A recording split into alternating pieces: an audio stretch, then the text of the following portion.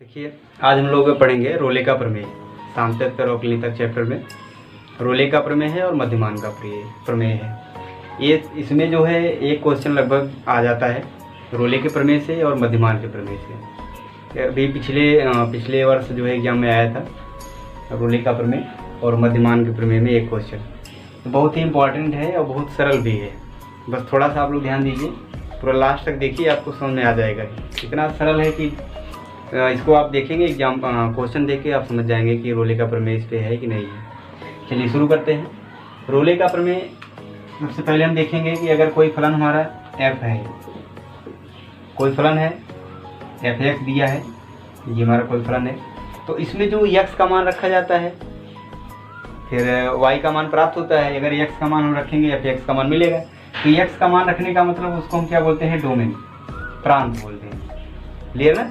फिर जो लास्ट में हमको f(x) का मान मिलता है उसको क्या बोलते हैं, रेंज बोलते हैं। तो यदि हमारा कोई फलन f a to b, यहाँ से आपका ये फलन है, इसका ये डोमेन है, मतलब आपके फलन में a और b रखे जाएंगे x के स्थान पे, तो जो हमको मिलेगा वास्तविक संख्या से, वहाँ से यदि हमारा फलन बंद अंतराल a b में क्या है, सतत है या संतत है, कॉन्टिन्यूअस, और खुला अंतराल a और b के बीच में अगर ये फलन हमारा अवकलनीय है, तथा तीसरा बिंदु है fa = fb। यदि हमारा फलन कोई ऐसा फलन हो जो AB प्रांत से और R परिसर में बंद अंतराल AB में संतत हो और खुला अंतराल AB में क्या हो, अवकलनीय हो, तथा FA का मान FB के बराबर होगा, तो कोई C बिंदु ऐसा आएगा, कोई बिंदु C इस प्रकार रहेगा, इस प्रकार है कि f' = 0। मतलब ये C कोई अन्य बिंदु, ऐसा नहीं कोई एक ही बिंदु है, एक से अधिक भी बिंदु मिल सकते हैं, तो कोई एक ऐसा बिंदु C होगा जो f' पर उसका मान क्या आएगा, 0 हो, और C हमारा काम होना चाहिए A और B के बीच में होना चाहिए, C belongs to A to B। तो यदि C हमारा A और B के बीच में है, A और B के बीच में है, तब हम कहेंगे कि इस फंक्शन पे, इस फलन पे रोले का प्रमेय सत्यापित होता है। अर्थात कहने का मतलब है कि आपको फलन दिया रहेगा, उसको आप देख के बताएंगे कि ये AB में संतत है, AB में अवकलनीय है, और FA और FB का मान निकालेंगे, ये दोनों बराबर आएगा। तीनों बात जब मिल जाएगा तो फिर हम एक तीसरा बिंदु C इस प्रकार लेंगे। बिंदु ज्ञात करना पड़ेगा, कैसे ज्ञात करेंगे, हम f' = 0 रखेंगे। जो C का मान मिलेगा, अगर वह C हमारा A और B के बीच में आ रहा है, तो हम लिखेंगे अतः फलन जो है अंतराल A और B में क्या है, रोले का प्रमेय सत्यापित होता है। क्लियर। तो बिंदु C ही निकालने की बात है इसमें, और ये A और B के बीच में आ जाएगा, तो हम कहेंगे इसमें रोले का प्रमेय सत्यापित हो रहा है। ठीक ना। इसको देखिए, हम एक एग्जाम्पल से देखते हैं तो आपको बिल्कुल समझ में आ जाएगा, जो भी अभी डाउट होगा सब क्लियर हो जाएगा। देखिए एग्जाम्पल है, फलन y = x² + 2 के लिए रोले का प्रमेय सत्यापित कीजिए। जहां आपको a का मान -2 दिया है, b का मान 2 दिया है। आपको कोई भी फलन देगा तो उसमें a और b का मान देगा, 2 बिंदु देगा है कन्फर्म। तो आप देखिए एक ऐसा फलन है, बीजगणितीय फलन है। तो कोई भी फलन अगर बीजगणितीय है तो जान लीजिए कि वह किसी भी बिंदु पर क्या रहेगा, संतत ही होगा। संतत होने का मतलब आप 2 से कम 2 से ज़्यादा लेंगे तो आपका यही बिंदु मिलेगा, यही फलन रहेगा हमेशा। तो ये हमेशा क्या रहेगा, संतत रहेगा, और ये फलन अवकलनीय भी है। तो यहाँ से आपको कुछ हल नहीं करना है कि कैसे अवकलनीय है, कैसे संतत है, तो आप सीधा सीधा लिखेंगे, क्योंकि फलन X square plus 2 Y equal to X square plus 2 क्या है, बीजगणितीय है, बीजगणितीय है, इसलिए आपका ये फलन ए बी का मतलब -2 पर क्या है, संतत है, और खुला अंतराल -2 में अवकलनीय है, क्या है, अवकलनीय है। क्लियर। अब हम तीसरा क्या था, एफ ए बराबर एफ बी, ए का मतलब -2, बी का मतलब 2 है, तो आप निकालेंगे f -2 का मान। ये हमारा y बराबर होने का मतलब एफ एक्स का मान दिया गया है, ये क्या है, एफ एक्स बराबर एक्स स्क्वायर पर, तो यहाँ पे x रखेंगे, -2 रखेंगे, प्लस 2, तो कितना आएगा, 4 ये आएगा ना, तो ये भी 6 आ गया। और f2 निकालिए, यहाँ भी 2 रखेंगे, तो 2 का स्क्वायर 2 आपका, ये भी कितना आ गया है, 6। और हम लिखेंगे f -2 equal to f2। Clear. तो तीनों कंडीशन देखिए हमको मिल गया फलन में, यदि वह संतत है, अवकलनीय है और एफ ए बराबर एफ बी है, तो तीसरा बिंदु कोई सी होगा, सी हम ज्ञात करेंगे, और उसके लिए एफ डैश सी बराबर क्या होना चाहिए, 0। तो एफ डैश सी बराबर 0 लाने के लिए यहाँ पे तीसरा बिंदु हम लाएंगे, कोई तीसरा बिंदु लेके आएंगे जो हमारा ए और बी के बीच में होगा, और इसके लिए एफ डैश सी हमको क्या लाना है, 0, ठीक ना। तो ये बात आपको लेकर आना है, सी हमको याद करना है। देखिए कैसे करेंगे, एफ डैश सी का मतलब, एफ डैश का मतलब अवकलन, तुम्हारा फलन है y बराबर एक्स स्क्वायर प्लस 2, तो इसका x के सापेक्ष अवकलन करेंगे तो क्या मिलेगा, ये y को आप एफ एक्स लिख सकते हैं, तो उसका अवकलन एफ डैश एक्स ही होगा, बराबर क्या आएगा, ये 2x, 2 का अवकलन 0 हो जाएगा।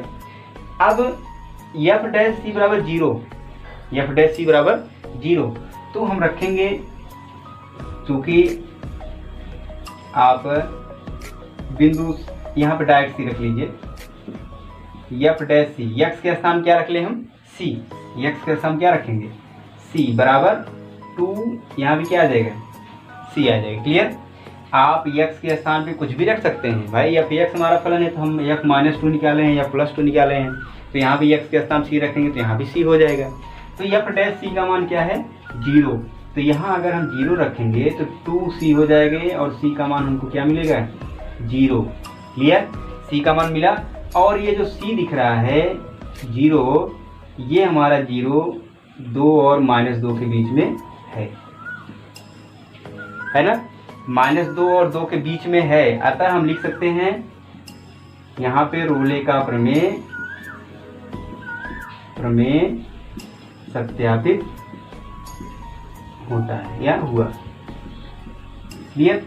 सत्यापित होने का मतलब आपको केवल यही देखना है कि आप एफ डैश सी निकाल के 0 रखे हैं, जो सी का मान मिलेगा, यही सी अगर ए और बी के बीच में जो बिंदु दिया है, ये आपका ए बी, उसके बीच में अगर आ जाएगा तो आप लिखेंगे आता है हमारे यहाँ पे रोले का प्रमेय सत्यापित होता है।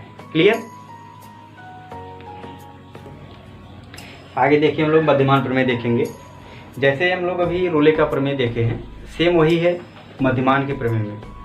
क्या है, यदि कोई फलन हमारा f from a to r, f such that a b to r में यदि आपका फलन बंद अंतराल में क्या है, सतत है, और खुला अंतराल है ए बी में अवकलनीय है,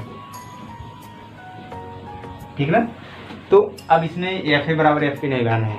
रोले के प्रमेय में क्या था, 2 के बाद एक तीसरा भी था, एफ ए बराबर एफ बी, तो यहाँ पे एफ ए और एफ बी कुछ भी रहेगा, उससे कोई दिक्कत नहीं है। अब यदि ये संतत हो और अवकलनीय हो, तो ए और बी में कोई तीसरा बिंदु है सी, उसका अस्तित्व इस प्रकार हो, मतलब वो ऐसा बिंदु हो जो इसके बीच में हो, और एफ डैश सी का मान किसके बराबर आए, F B minus F A upon B minus A. Clear. तो ये जो सी का मान अगर ए और बी के बीच में आ रहा है, तो हम कहेंगे कि यहाँ पर मध्यमान का प्रमेय लागू होता है या सत्यापित होता है। क्लियर। तो हमको यही देखना है कि फलन हमारा संतत है और अवकलनीय है, तो हम F dash C equal to F B minus F A upon B minus A रख करके सी का मान ज्ञात करेंगे, और यदि सी का मान ए और बी के बीच में आ रहा है तो हम कहेंगे कि अतः यहाँ पे मध्यमान का प्रमेय लागू होता है। क्लियर? तो इस पे देखिए क्वेश्चन देखें, आपको बिल्कुल वो भी समझ आ जाएगा जैसे अभी रोले का प्रमेय हम लोग हल किए थे। ठीक, देखिए एग्जाम्पल इसमें है मध्यमान प्रमेय पे कि अंतराल 2-4 में फलन f(x) बराबर x² के लिए मध्यमान प्रमेय सत्यापित कीजिए। तो हमारा अंतराल 2-4 दिया गया है और फलन देखिए f(x) बराबर क्या है, x² है। तो ये भी फलन आपका बीजगणितीय है, तो ये संतत और अवकलनीय रहेगा 2-4 पे। तो हम लिखेंगे फलन हमारा अंतराल में संतत है और 2-4 ओपन इंटरवल में अवकलनीय है। ठीक, अब हम पहले एफ ए और एफ बी का मान निकाल लें और एफ डैश एक्स का मान निकाल लें। एफ ए का मान, ए मतलब F2 का मान यहाँ कितना आएगा, 2 रखेंगे तो यहाँ पे 2 4 आ जाएगा। और एफ बी मतलब 4 रख के निकालिए तो ये कितना आएगा, 16। क्लियर? एफ एक्स बराबर क्या है, x² है, तो एफ डैश एक्स क्या आएगा, इसका अवकलन 2x। क्लियर ना? अब हमको एक तीसरा बिंदु सी ज्ञात करना है जिसके लिए F dash C equal to F B minus F A upon B minus A करके लाना है ना। तो वहां से F dash C equal to F B minus F A upon B minus A, यहाँ से सी वाला बिंदु हमको ज्ञात करना है। अगर ये एफ डैश एक्स है 2x, तो एफ डैश सी बराबर क्या आएगा, यहाँ से हम एफ डैश सी क्या प्राप्त कर सकते हैं, 2c। क्लियर? तो एफ डैश सी बराबर क्या आएगा, 2c। तो यहाँ एफ डैश सी के स्थान हम क्या रख देंगे, 2c रख देंगे। और एफ बी का मान क्या है, 16 है और ये 4 है, बी का मान भी 4 है और ये 2 है। क्लियर? तो यहाँ पे 2c इक्वल टू क्या मिल गया, ये आएगा 12/2। तो ये कैंसिल होकर 6 आ गया, तो c बराबर आएगा 6/2, मतलब c बराबर आ गया 3।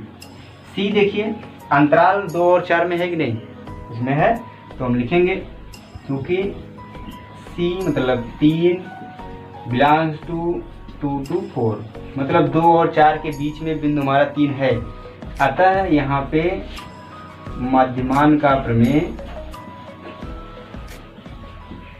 प्रमेय लागू होता है या सत्यापित होता है, कुछ भी आप लिख सकते हैं। क्लियर? तो मध्यमान प्रमेय और रोले के प्रमेय में 1-2 कॉन्सेप्ट आप बना लीजिए कि संतत और अवकलनीय है। तो इसमें आपको एफ ए एफ बी का मान निकालिए, एफ डैश सी का मान निकालिए, फिर इस फार्मूले पर रख के हम सी का मान ज्ञात करेंगे और सी देखेंगे कि जो अंतराल हमको दिया गया है उसके अंतर्गत है तो मध्यमान का प्रमेय लागू होता है, उसके अंतर्गत नहीं है तो नहीं लागू होगा। ठीक, बस इतनी सी बात है।